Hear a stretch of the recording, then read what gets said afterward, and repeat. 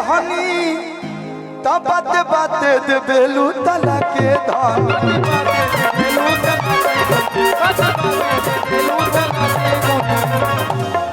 खिसिया के धनी ऋषिया के धनी बाते बाते दे बेलू तला के धनी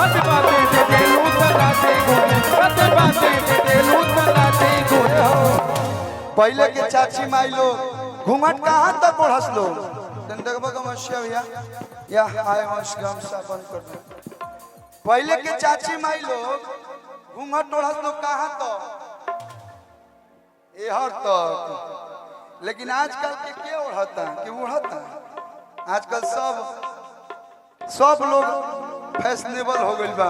वेस्टर्न जमाना हो गइल बा। और अतिया कह दिया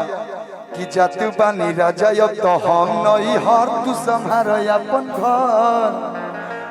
अच्छा तनी 1 मिनट भारती जी तनी जइबू ओनिया जइबू तहरा के देखिए कि हमर काज ने कहे नो ए लमको तुम हमको पसंद हो। भागीरथ बाबा के भाव है शादी करे के हमर तोरे से मन हो।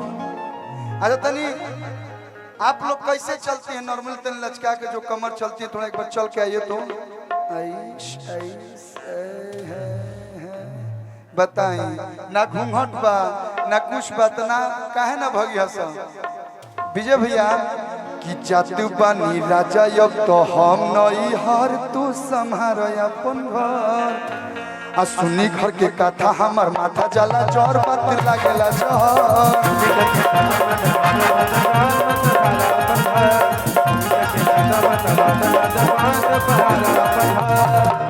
कोटि कैसे राजा के तोहरा दीनिया अरे आई कैसे नीनिया अरे आई कैसे नीनिया हो वाह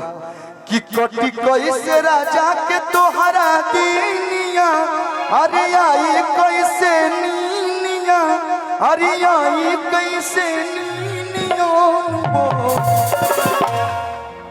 तो तोहरे नामे कदम केने बड़े अफसरा होटल गइले का कि तोहरे नामे कदम अपन अफसरा होटल वाली तो कीनिया न बन तू ना गिनिया हो। लेकिन आज भैया का तिलक है, शादी भी कुछ दिन में होगा, लेकिन एडवांस में हम एगो गीत गावल चाहते हैं। गाती भैया आपके लिए कि रात भर